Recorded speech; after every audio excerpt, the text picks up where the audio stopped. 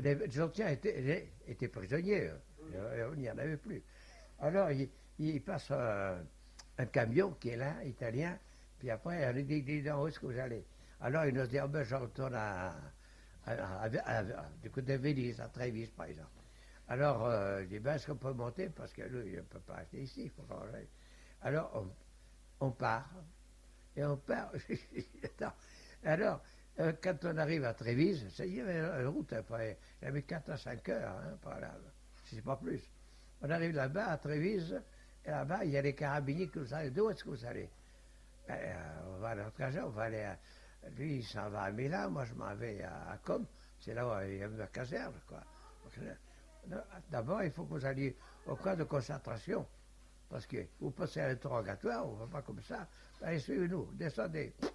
Alors, il nous amène sur la... Il y avait la Piave, où je ne me rappelle plus, un grand fleuve qui était là, côtier.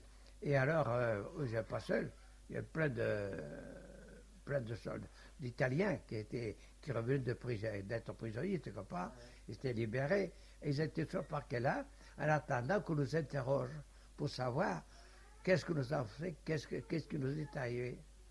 Alors, quand c'est arrivé à mon tour, quoi, bon, ben, 2 ou 3 jours après, et là, je rencontrais heureusement le grenadier qui était à Somoria, dans notre camp là-bas, dans notre camp, qui m'a vu, et comme il me connaissait, j'ai coupé les cheveux. Alors, il m'a dit, où est-ce que tu es? Ben, je suis dans le camp, j'ai dit, ah ben, il y a plein de poux, il y a tout ça, je suis pas bien, moi, et des fois, attends. Alors, il m'a envoyé dans un autre camp, pareil, quoi, mais plus propre, tu comprends, plus propre. Et au lieu d'être 4 ou 5 dans le saut à tente, on n'était que 2. Alors, ça allait mieux, là. Et puis après, on était mieux nourri à la gamelle. Bon, puis après seulement, j'ai attendu plus longtemps, mais ça, je m'en fous. C'était mieux, c'est le principal. Alors, quand je suis passé, et lui, il faisait partie de ceux qui faisaient l'interrogatoire. Ah oui. Interrogatoire. Puis après, il était marqué par une croix rouge, une croix bleue, ça dépend. Je ne sais pas ce que ça voulait, j'en sais rien. Enfin, je sais que j'ai vu qu'il y avait des machins, des livres. Puis après, il y avait là 5 ou 6 officiers, 5 officiers. Puis après, alors, on passe là-devant. Lui, il est interrogé. Moi, je passe devant un, que c'est pas lui, c'est un autre qui m'a interrogé. J'ai dit ce qui s'est passé pour moi. Et exactement ce qui s'est passé. Alors, bon, très bien, il m'a inscrit, c'est tout. Je ne sais pas s'il m'a fait une croix bleue ou quoi, j'en sais rien. Enfin, c'est passé là. Alors, une fois que j'ai passé là, alors, on m'a envoyé à la douche. Mais c'est pas aussi bien que les Autrichiens, hein. Ah, c'est pas aussi bien. Mais enfin, quand je suis arrivé, alors, on m'a envoyé à Turin, là. Oh, je me rappelle, 67, 67. Je me rappelle plus quand quoi. J'étais à Turin, parmi les autres, quoi. Et j'ai fait comme j'ai pu pour me soigner moi-même, tu vois pas, puisqu'il ne s'occupe pas du tout. Enfin, là, on m'a donné ce qu'il fallait, et voilà. Et alors, je suis passé à Turin. J'ai fini ici jusqu'à ma libération. Mais avant tout ça, là, je suis passé, comme j'écrivais pas mal, je te dis, je me suis inscrit. On m'a envoyé à l'administration militaire. Alors, c'était moi qui avais la charge des fiches de ceux qui rentraient de prisonniers ou de libérés, etc. Et c'était moi qui donnais s'il avait droit à la permission ou pas la permission. Parce qu'au bout de temps, il avait une permission, ou alors tu ne l'avais pas. Alors moi, j'avais été aux archives à ça. Alors il y a beaucoup qui voulaient me trouver pour... Ah non, non, non, marche pas, hein, parce que moi, si tu as droit, je te donne la permission.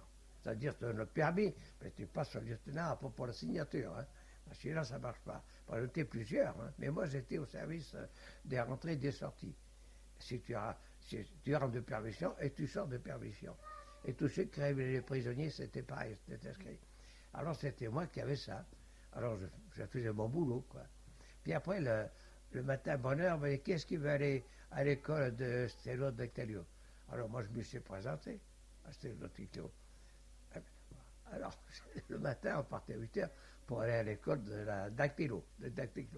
Puis après, je revenais et l'après-midi, je faisais mon service. Alors, j'étais toujours là. Mais là-bas, tu sais qu'est-ce que j'ai retrouvé? De la famille. J'ai trouvé Je savais qu'il habitait à Versailles, pas où.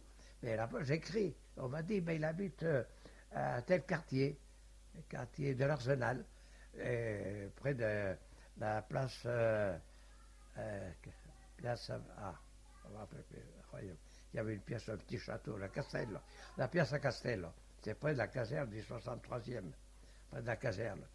Alors, je suis sorti un jour, et puis après, que j'ai pu, quoi, que j'avais la permission, j'avais mon boulot tout de même, puis après, ma dactylo, tout ça, me prenait du temps. Alors, je pouvais sortir comme je voulais, parce que là, je me faisais la permission signée par les. Et comme je signais comme le. Vous savez, après la signature du lieutenant, major qui commandait. Mais je lui ai dit, alors, je lui ai dit tout de même, écoutez, si je veux sortir comme ça, ben, il faut ma signature, le timbre. Ben, le timbre, ça va tout seul, la signature. Oh, ben, tu signes pas. Alors, je signais à peu près comme lui, quoi. Alors, quand je passais à la sortie, ben, hop, on m'a laissé passer, quoi. Alors, tous les soirs, je sortais. J'étais de sortir. Alors, je sortais, j'ai fait la connaissance de la famille. Alors, cette famille-là, je la connaissais bien. C'était le cousin germain de mon père, lui. Il était charpentier, il avait une fabrique, son fils, ses enfants travaillaient là, quoi. Dominique, Michel et Michele. Michele et Domenico travaillaient avec le père, puis il y a plus d'ouvriers, quoi. Eh bien, le soir, des fois, je mangeais avec eux. Je mangeais avec eux, comment je rentrais. Même après minuit, jusqu'à minuit, la permission. Hein. Et je sortais comme ça, je pouvais aller au cinéma, etc. Puis en France, il y avait des cousins à eux, des cousins à eux. Lui, il était cordonnier, ce cousin. Puis après, il y avait les cousins charpentiers. Ils avaient une cousine qui étudiait le piano. Il avait été fiancé à son professeur de piano. Puis après, elle me faisait la cour en bas aussi. Hein. Ah oui, la Bina, il s'appelait Bina. Bina Lesquiero, voilà. Lesquiero qui s'appelait, le cousin japonais. Bina Lesquiero me faisait la. Moi, je m'en fous pas, je m'en fous pas. Mais elle était gentille, tout ça, mais était fiancée, en attendant, elle faisait des. Oh non, tout de même. Hein. Bon, mais parce qu'elle a passé pour moi, elle aurait laissé tomber le fiancé hein, pour moi. Puis après, moi, j'ai sorti un soir avec sa cousine qui était en face, tu sais, la fille du cordonnier. Je l'ai amenée au cinéma. Et une scène. Après, quand elle l'a su, l'autre, il a fait une scène à la cousine. Pourtant, j'avais aucune préférence. J'aurais qu'elle sortait jamais, cette pauvre fille. Tu sais, elle travaillait, mais jamais la sortait. Alors, j'ai dit à son père, je peux l'amener au cinéma. Il dit, oui, tu peux la sortir. Alors, je l'ai amenée avec moi, quoi, au cinéma. Puis après, le soir, je l'ai ramené, il était 11h, j'avais le temps pour rentrer, quoi. Et alors, je l'ai amené. Puis après, la bine, il a fait une scène. Tu es jalouse, oui. C'est toujours. Alors, on va parler d'autre chose. Bon, et, Parle-nous quand tu étais petit, oui. ce que tu faisais. Quand j'étais petit, Ouais, parle-nous un à peu. Monaco. Ouais. Ah, Monaco, c'était l'as de la principauté. Moi, alors, c'était Marius. Là. Ouais. C'est Marius. Alors que je te raconte que moi, j'avais pris, parce qu'à Monaco, à ce moment-là, il n'y avait pas les quais qu'il y a maintenant, tu comprends? Oui. C'était une petite grève, il y a juste les quais du côté du rocher. Du côté du rocher, il y avait les quais. C'est tout. L'autre côté, c'était rien que la petite grève, c'était des. Oh, où il y avait le yacht, quoi, il y avait des yachts, quelque chose. Mais c'était un marais du côté du quai et du côté de la digue, par l'autre côté. L'autre côté de Monte-Carlo, il n'y avait rien. Il n'y avait rien que des rochers, là. On ne pouvait pas des rochers. Et puis après, il y avait la jetée, mais avec des petites grèves, ces petites grèves, là. Et c'est là, le matin, quand je partais, j'allais me baigner. C'est-à-dire, c'était ma salle de bain.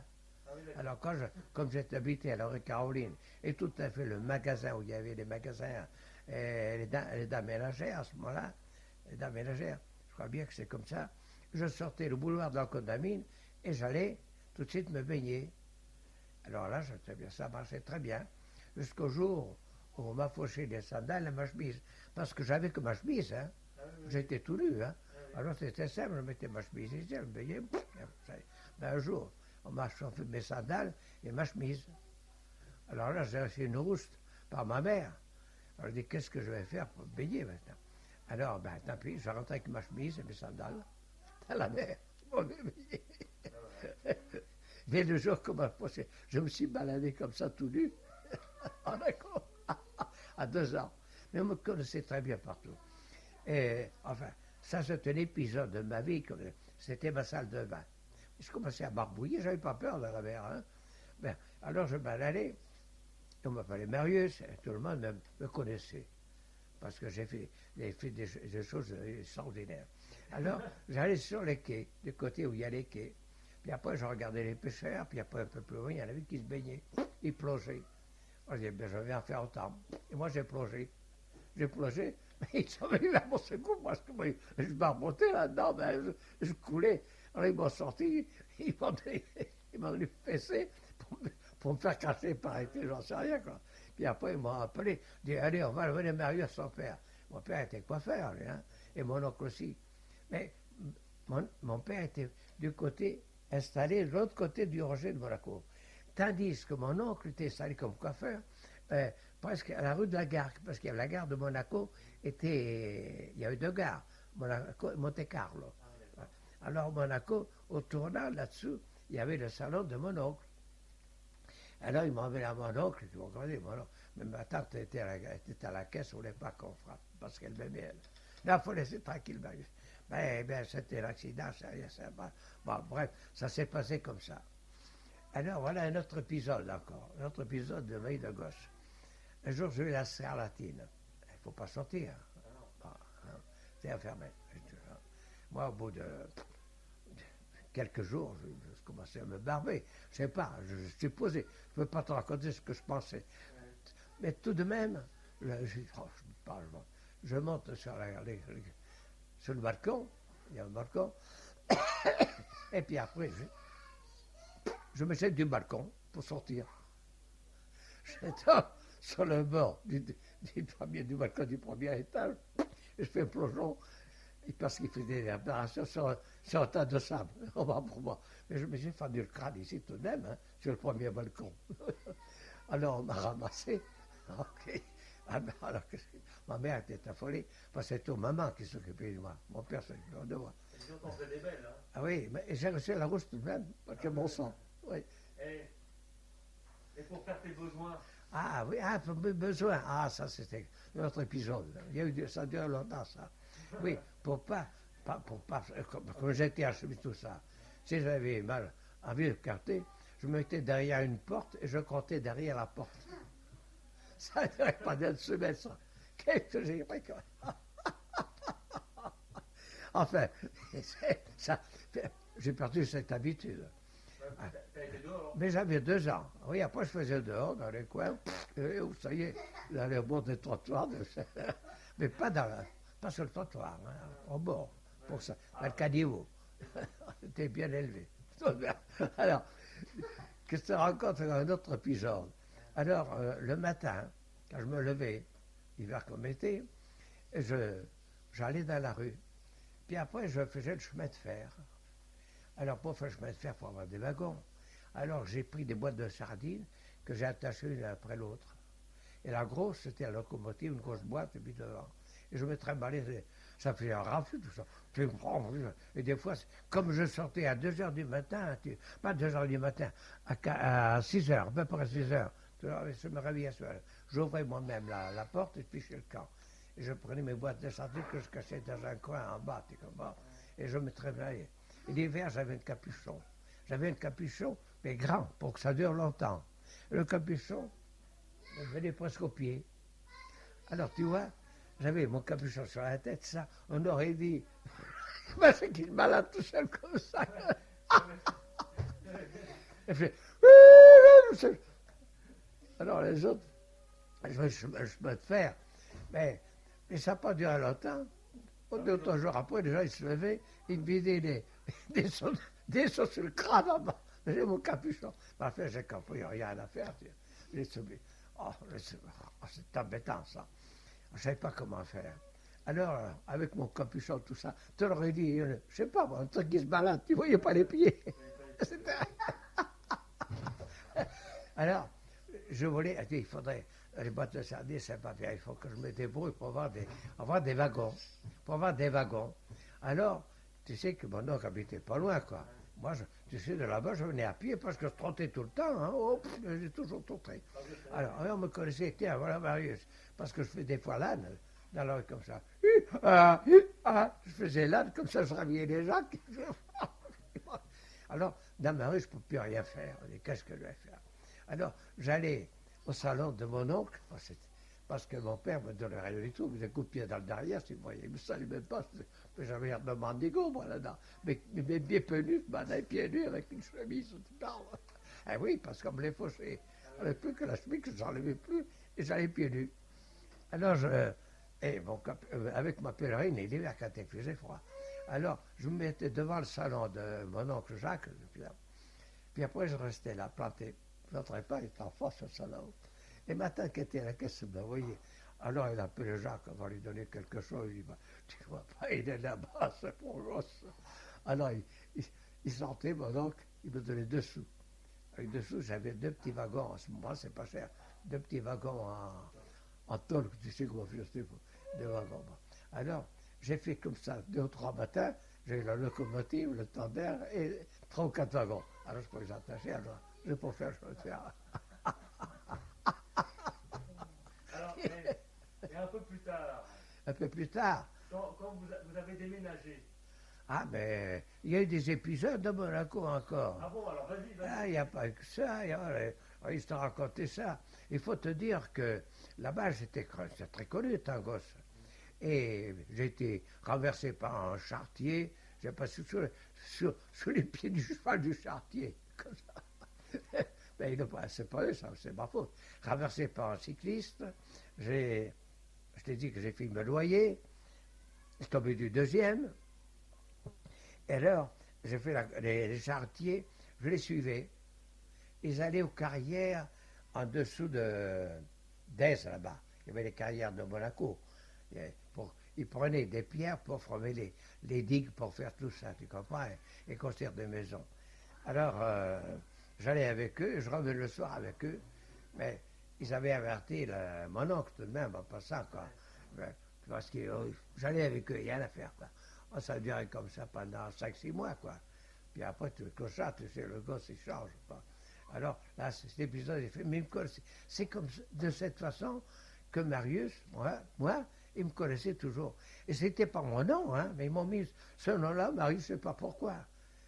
Et alors, ça a duré jusqu'à 3 ans, et mon père est parti de Monaco pour aller à Beaulieu d'abord, puis après à Villefranche, et de Villefranche à Nice.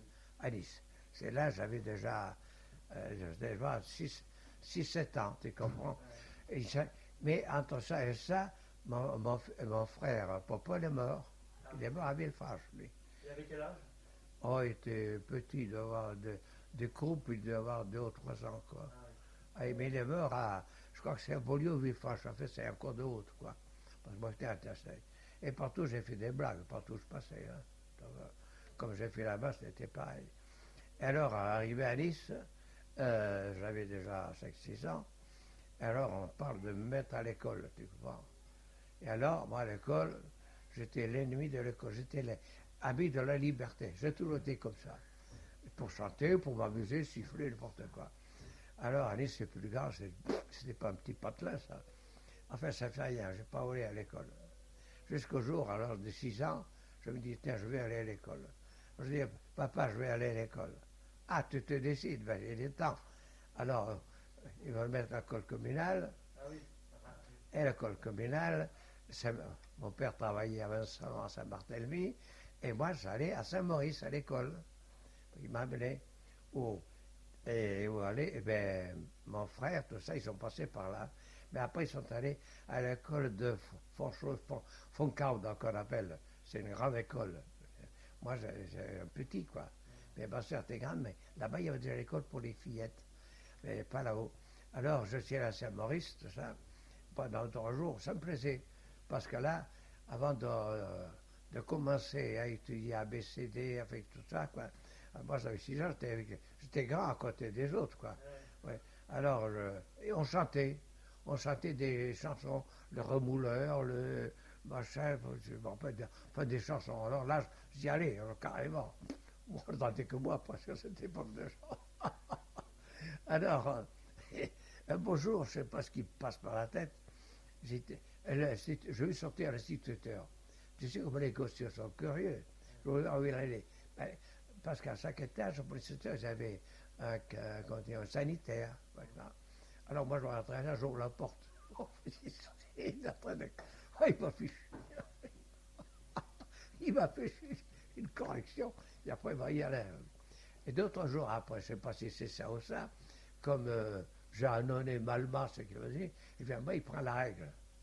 Il prend une règle, puis après, il fait le geste oui, de me taper, peut-être pour le geste, comme ça, mais à côté.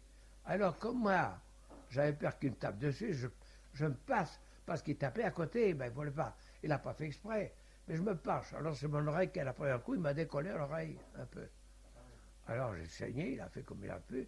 Quand je suis à la maison, j'ai dit ça à mon père, il dit, qu'est-ce que tu as là? Il dit, ben ça saigne. Ben c'est l'instituteur qui m'a frappé. Je n'ai pas dit pourquoi, hein, naturellement. Alors, l'instituteur, il a expliqué comment ça s'est passé. Alors, il dit, mais tout de même, ben, c'était pas sa faute. Bon, enfin, on dit, ben, c'est bien. Écoutez, il vaut mieux qu'il aille dans une autre école. Alors, il m'a enlevé d'ici. Puis après, il en parle là, on habitait. Le propriétaire, c'était un commerçant, il tenait une épicerie. C'était des pratiquants de l'église. Pratiquants, pas seulement pour le dimanche, mais des fois la matin. Il avait sa soeur, tout ça, qui allait tous les jours du matin à la messe. Ça c'était connu. Il s'appelait Gilly. J-I-2-L-I. Gilly. Alors, Jeannot, c'était le frère aîné, celui qui s'occupait de la marche de ça. Ah bien, il y a qu'à l'envoyer chez les frères des écoles chrétiennes. Là-bas, il sera bien, puis après, ça va bien. Et il y a à payer, oh, c'est pas cher, vous payez 20 centimes par semaine, c'est tout. Pour les frais, ça y est. Puis après, j'en parlerai. En principe, c'était 50 centimes. Ah, mais c'était cher, c'était 2 francs 50 par mois, hein, pour ceux les externes, quoi. Alors, j'en parlerai au frère. Alors, il a parlé au frère directeur, au curé, tout ça. Alors, j'étais avec alors, j'étais le plus grand, forcément, les autres étaient tout petits. J'étais à la 12e division, quoi. C'est tout. Ce moment-là, c'est une division. Pour arriver à la première, il en faut. Mais j'ai passé assez vite. Je me trouvais bien. Ah oui, parce que là, tu vois, oui. Oui. Et j'ai monté vite en grade, ça partait vite. Alors, j'étais déjà âgé, là. Pour moi, 7 ans à peu près, quoi. Et alors, j'étais en arrière, mais j'ai vite fait pour rattraper les autres. C'est le frère Étienne. Alors, lui, il te faisait mettre la main comme ça. Ah oui, les doigts pointés comme ça. Oui, ça. tapait doucement, pas fort. Ah je voyais faire ça aux autres. Hein. On dit, oh, bolo, hein. C'est sauvé de l'oreille. C'est les doigts, c'est pas pareil, mais ça leur fait mal. Alors, jamais puni. J'étais jamais puni. Là, j'étais content parce que avant de. Même les petits, ils en donnaient, qu'on ne chantait pas bien, quoi. Ben, alors, on devait chanter tout quelque chose. On se mettait comme ça debout, on récitait un autre père, je vous salue. Après ça, on chantait, puis après, on commençait à étudier, quoi, étudier. J'ai monté très vite, hein. Et tu chantais bien. Hein? Et tu chantais bien. Ah oui, ma voix était là, toujours là. Ah, ma voix était toujours là, toujours le premier pour chanter. Alors, après, quand j'ai monté en grade, quoi, des années ont passé, et à l'âge de 10 ans, j'étais déjà à la 2e division, tu vois, je parlais dans la première. Ah oui. En 2 ans, je montais vite, c'est pas que tous les mois, je montais. Alors finalement, je suis passé 2 ans après à la 2e division, de la 12e. 2 ans après. Et bien, je commençais à travailler. J'étais bien. Alors, à la grande école, c'est la grande école, là. Hein. C'est plus la petite, pour les gamins, là. Première division et 2e division. Alors, c'était la 2e. Alors là, on chantait aussi. On faisait la même chose. Je vous salue, notre père, je vous salue. Puis après, on chantait pour nous mettre en marche, comme ça. Et monsieur Sébastien, parce qu'il y avait des frères, mais entre-temps, les frères ont été renvoyés. Tu sais qu'on a supprimé les écoles chrétiennes. tout ça, c'est travaillé. Ils étaient remplacés par des civils catholiques qui pratiquaient, quoi, instituteurs. Alors, maintenant, je suis passé, moi, je te passe l'épisode de palais de justice, tout ça, pour le jugement des congrégations, tout ça, qui est l'affaire des congrégations, tout ça. Alors, j'ai passé en deuxième division, là, ça marchait très bien, je marchais très bien. J'étais content. Et lui, pour comment dire, nous inciter à travailler, il nous avait divisés en camps, avec un drapeau. Et il était tricolore à ce moment-là. Et alors, il y avait les Gaulois et les Romains. Alors, j'avais un émule, le Romain. Moi, j'étais Gaulois. Ou des fois, c'était les Gaulois et les Romains. On avait un carnet et on marquait les mauvaises notes de mon émule. Et lui, il marquait les miennes. Et on faisait le total à la fin du mois, attention. Bon, alors on se surveillait et on travaillait. On travaillait bien. Alors, à la fin du mois, qu'est-ce qui se passait? On additionnait les points. Et le camp qui avait gagné, le camp qui avait gagné, et il devenait gaulois. Le Romain est toujours vaincu. Les vaincus, c'était les Romains. Attention. Alors là, tu devenais gaulois, et le drapeau changeait de camp. Le drapeau tricolore passait de l'autre côté. Et on était contents. Mais c'est l'école libre. Hein? Oui. À quel moment tu as chanté dans la maîtrise? Pour la maîtrise? Oui. Ah ben presque tout de suite. Ah, oui. Après, fait que je chantais, j'ai fait partie de la maîtrise. Presque tout de suite. C'était le frère Odile. Le frère Odile, il m'aimait bien. Et c'est là que j'ai appris même à jouer de l'harmonium au début. Puis après à chanter. Et il y a eu une instituteur qui était changée. Parce que des fois, tu sais, les civils, hein, comme le secrétaire d'un journal, ils sont passés pour des catholiques qui ont fait des saligots, comme tu vois maintenant. Alors c'était un communiste. Après, on avait fusé dehors.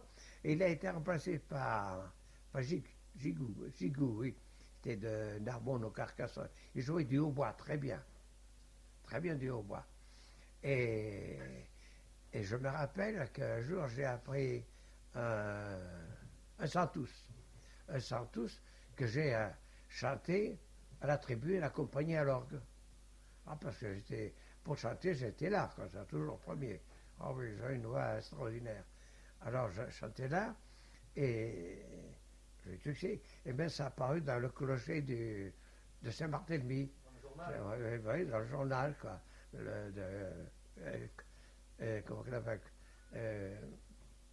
c'était, comment on appelle ça, le journal de la paroisse, quoi.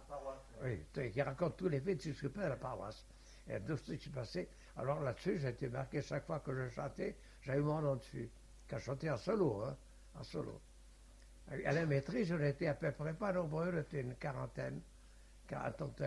Parce qu'il y était en deux voix seulement. Il y a les sopranos et les basses, quoi. J'étais en deux voix seulement.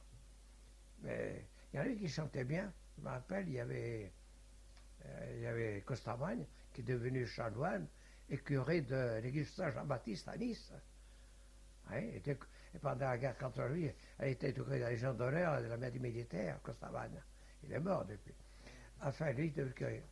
Alors, j'ai passé mon temps là, quoi. Comme je suis content que mon père m'enlève.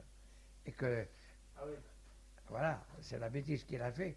Parce que moi, entre-temps, je commençais à jouer de l'harmonium un peu. Hein, et puis après, je chantais bien. Alors, le frère Odile était embêté. Il en avait parlé au directeur, M. Sébastien, qui est venu voir mon père pour lui dire il faut laisser cet enfant-là. Il a une belle voix, il travaille, il commence à travailler l'harmonium. Alors, laissez-nous encore 1 an ou 2 ans. Puis si ça tourne, ce sera un chanteur magnifique. Vous serez content de l'avoir. Ah oui, mais moi, vous comprenez, pendant ce temps-là, je mange de l'argent, dit moi, du pas, je pensais qu'il payait, je sens qu'il a fait des rabais.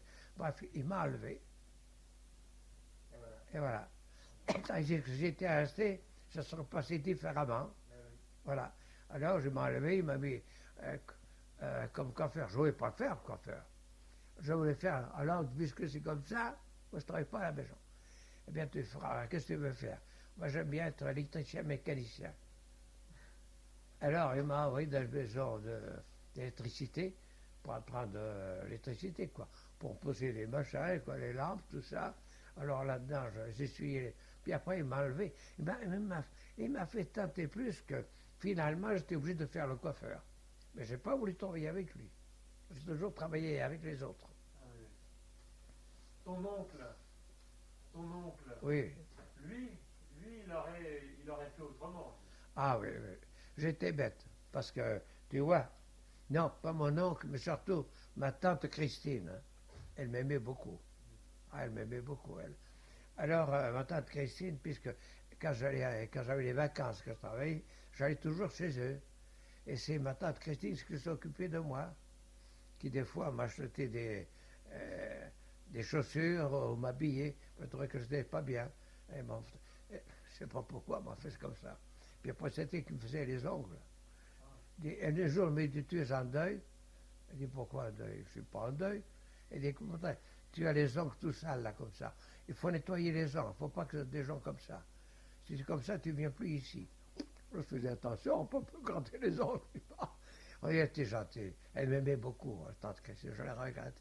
Il y avait sa sœur, tante Madeleine, qui à l'hôtel, parce qu'ils avaient acheté un hôtel, là, je te l'ai dit. Oui. Et finalement, ils avaient un grand hôtel là-bas, hein, immense. Et Moi, je pensais à l'oncle qui était travailleur et qui savait organiser son commerce et qui a su grandir, quoi. Alors que son père n'a pas su grandir. eh bien, c'est mon oncle Jacques, c'est lui. C'est lui, voilà. C'est lui, c'est mon oncle Jacques. Oh, lui, c'est bien. Puisque venait de temps en temps voir mon père pour lui donner la pièce, parce que mon père, pas débrouillard. Pas débrouillard du tout. Il s'occupait de rien. Et ma mère, elle avait les enfants à s'occuper, tu le penses. Alors, il n'est pas débrouillard. Mais j'allais chez eux, en vacances et tout. Puis, mais c'est là que j'avais 2 ans. Et pour un anniversaire de je ne sais pas quoi, ils m'ont mis sur la table pour que je chante. Ah oui. Et que j'ai chanté une espèce de chanson que j'avais entendue brailler dans les rues, quoi. Alors ils se tordaient pendant que je chantais, moi, à 2 ans. Ils se tordaient tous là. En parlant de chant, parle voir, comment ça a commencé avec mamie Avec mamie. pour faire des opérettes ou chanter? Ah non, ben, il a fallu avoir la connaissance d'abord. Ah bah oui, alors, vas-y, raconte. Hein? Pour la connaissance, c'est à Nice. Là, je travaillais toujours coiffeur, un petit salon, quoi. Alors, bientôt c'est fini. Non, tu peux continuer. Ouais. Tu peux continuer. Alors, oui, c'est pour te dire qu'en arrivant à Nice, ben, j'ai fait mon travail, bon, toujours le service militaire que je t'ai raconté tout à l'heure, puis après on relâche. Alors là, j'aimais pas de rester comme ça. Je me suis fait faire en travaillant, je mes économies, un beau costume en smoking. Un beau costume en smoking. Et puis après, parce qu'il fallait être en smoking pour aller au casino, à ce moment, dans la Journée Promenade, qui avait laissé le casino. Et alors, ça me plaisait, parce que là, il y avait la salle de théâtre, les salles de jeu et tout ça, quoi. Enfin, on peut se promener, quoi. Puis après, il y avait le dancing, tout ça. Puis après, je regardais, je savais danser tout de même. Je regardais, je voyais des dames, des jeunes femmes, des jeunes filles qui ne dansaient pas parce que personne ne les invitait. Alors, je dis, c'est malheureux, ça ne danse pas. Alors moi, j'ai presque fait le danseur mondain. Après, les musiciens, ils me connaissaient. Alors, c'était pas cher pour payer. Au rentrer, c'était 50 centimes. Un café crème, c'était 1,50 franc. Je prenais un café crème, je m'asseyais, et presque tous les soirs, j'y allais. Presque mes sous que je gagnais, je les vendais. Enfin, je m'arrivais à me débrouiller, quoi. Alors, j'allais là, puis après, je m'assieds mon café crème, puis après, je regarde. C'est bizarre, personne. Comment ça se fait? Parce qu'il y en avait qui venaient, tu sais, il y en avait qui venaient peut-être avec leur maîtresse, j'en sais rien, pas. Hein? Mais d'autres, c'est des familles de passage, quoi, qui venaient là. Ils voulaient l'occasion pour là parce que c'est nouveau, comme occasion, après occasion municipale. Alors je voyais ces jeunes filles qui ne dansaient pas, ou ces dames, alors je m'approchais, je saluais, je m'inclinais, et je l'invitais. Alors on dansait, Puis après, jamais la même. Je l'ai changé avec une autre. Puis après, les musiciens, à la fin, je dis, mais qu'est-ce qu'il vient faire celui-là? Il invite tout le monde, c'est pas dans son mandat, il ne le paye pas, quoi. Mais ça me plaisait, quoi. Et puis après, l'ambiance, très chic, tout ça, moi j'aimais ça, tu vois. Puis après, de temps en temps, il y en a qui chantent, alors c'est bien. Ils jouaient très bien, tout ça. Finalement, ils me connaissaient. Ils m'ont vu plusieurs fois. Alors, et c'est arrivé comme ça qu'un jour, j'ai vu, il y avait mamie et sa maman qui étaient là. Parce que j'avais occasion municipale aussi, ça faisait autant. Hein? Alors, et ça, et c'est pas tous les soirs. C'est le samedi soir, c'était occasion municipale, et le mercredi soir, c'était à l'âge des promenades. Tu comprends? Pas tous les soirs. Pourtant, j'y allais souvent, papa. Je crois qu'à l'âge des promenades, c'était 2 fois. Enfin, un ou l'autre. Mais pour les soirées de gala en smoking, c'était, je crois que c'était le samedi soir, oui, c'était pour le... Ah, dimanche soir, c'était l'âge des promenades. Et au milieu de la semaine, je sais plus, mercredi, jeudi, c'était le casino municipal. Alors, je sais que j'allais là. Alors, j'allais danser là, puis après, un beau soir, je vois une dame avec une jeune fille là, qui dansait pas comme je faisais pour les autres. Elle était bien, la jeune fille, avec des beaux yeux bleus, on va l'éviter. Alors, je l'ai évité, j'ai dansé avec elle. Puis après, j'en dansais avec une autre.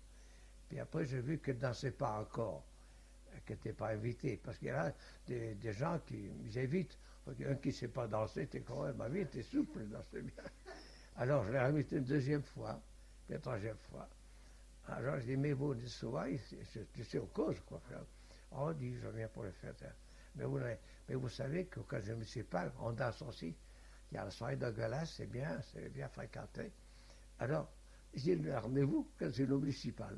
Alors, puis j'ai mal été. Elle est venue, alors on a dansé à ça tout le temps, tu vois, avec mamie. Puis après, ça a été, elle achetait promenade. Puis après, tu sais, j'ai amené ma soeur. Ma soeur voulait venir danser. Alors, il fallait que tu sois bien habillé. Tout de même, une femme, c'est encore plus facile qu'un homme. Alors, j'ai amené ma soeur. Ils ont fait connaissance ensemble. Puis après, ils ont dansé. Je dansais tout le temps avec elle. Puis après, quand il y a une soirée de gala, on donne des colifichets, tu sais, pour danser. Ah, oui. On donne des, comment qu'on appelle ça? Tu sais, comme des serpentins, des trucs comme ça. Pas? Et puis après, on dansait. Et il y avait un concours de tango comme ça, un soir. On a fait le concours de tango.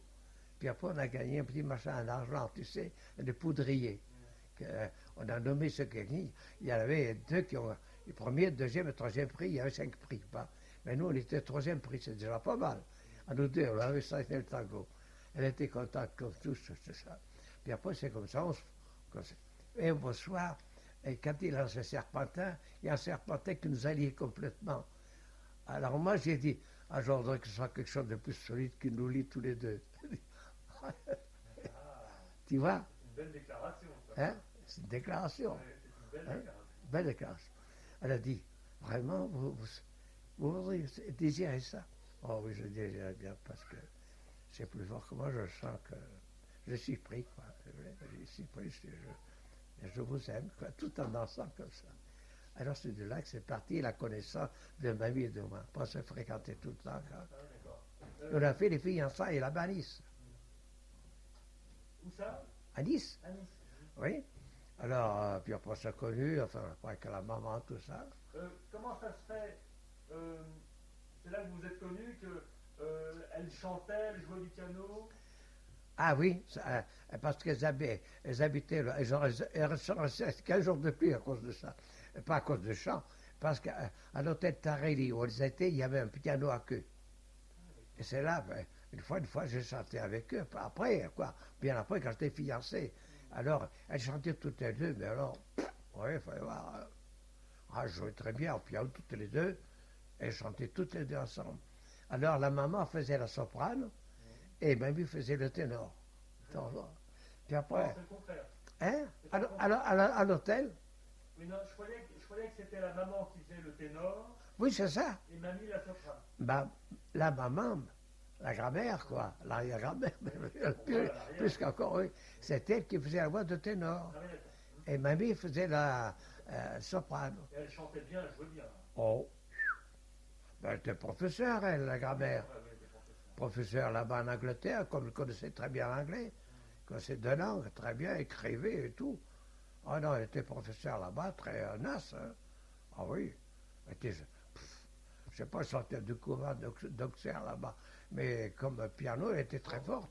Ah, très forte. Puis après, elle était professeure à Sheffield, une grande institution religieuse. Elle habitait même dans l'institution comme professeur d'anglais, de français et de musique, de musicien. Elle est restée 3 ans là-bas à enseigner. Après, ils sont venus en France. Après, elle est venue en France. Ah oui, d'accord. Puis après, elle est rentrée comme, comme l'administration du journal de la mode, tu sais, le journal de la mode. Journal de mode qui est à ce moment-là, dans l'administration. Et son futur mari, lui, il était la publicité dans ce journal-là. Ah oui, d'accord. Alors, ils se sont connus. Alors, c'est M. Janotin, devenu Mme Janotin, ils sont mariés, quoi. Et c'est là qu'ils ont eu mamie comme enfant. Oui, mais elle était professeure, elle jouait très très bien. Hein. Oh, elle enseignait à mamie, qui est devenue, qui jouait du piano et qui chantait maintenant, qui avait une belle voix. Et quand est-ce qu'elles ont entendu ton père chanter? Ah ben c'est Elle Alice. avait dit, mais il a une belle voix. Ah, c'est Alice. Quand ils sont venus, qu'on était fiancés. Ah, oui, oui. Alors, un jour, ils sont allés au kiosque à musique, mon père. Et mon père, c'est un monsieur qui aimait bien présenter, tu comprends? Ah, oui, d'accord. Alors, ça l'a fait rire ma future belle-mère, parce que à côté d'eux, il y a une dame qui se plaignait de rhumatisme. Alors, lui, il a discuté sur le rhumatisme, mon père, tu sais, comme ça. Et il ne connaissait rien du tout. Mais là, il a tellement dit, qu'il l'a pris pour un docteur. Oh, je remercie le docteur, oh, c'est bien, je l'ai pris pour un docteur. Oh, il était impayable, mon père, tu sais, pour ça. Un grand comédien, mais on ne dira pas le voir. Ils ont fait connaissance, puis après, alors, comme ça, en parlant, ils ont su qu'elle jouait du piano, tout ça. Elle dit, ben, je voudrais bien vous entendre. Ah ben, je suis voulu. Alors, c'est là qu'il a chanté à ma belle-mère, l'air de, un peu plus, si c'est l'air d'un Tosca ou quelque chose. Alors, mais comment ça se fait que vous êtes là? Mais c'est sur la scène que vous avez dit chanter une voix pareille, c'est malheureux, c'est perdu. Ah, il dit, ça s'est pas trouvé comme ça, quoi. Il n'a pas cherché. Enfin, mais il avait une voix extraordinaire. Ah, ma belle-mère me l'a toujours dit. Votre père aurait fait un ténor formidable. Un très bon. Pas un grand ténor, mais un vrai ténor. Pour l'opéra comique, ça leur dit formidable, même pour l'opéra. Ah oui, oui. Puis après, on ne peut pas dire comme comédien, il est comédien, hein. Elle m'a dit. Et oui, il a raté. Mais il avait une belle voix, hein. Ah oui, oui, oui, oui. C'était tenace, c'est malheureux. Ta mère, non, je ne chantais pas ta mère. Ah non, non, maman, non, non. Oh, c'est une bonne. C'était une vraie maman, elle était bien. Non, elle ne chantait pas, elle. Et tu vois, c'est comme ça qu'on s'est connus avec mamie, qui est devenue ma femme. Ah, ouais. Oui. On va changer de cassette, et puis tu vas parler après des... Enfin, ce que tu veux. Oui. Bon, change. De l'opéra, les pièces de théâtre et tout ça. Avec qu'on a joué avec mamie. Ouais. Oui.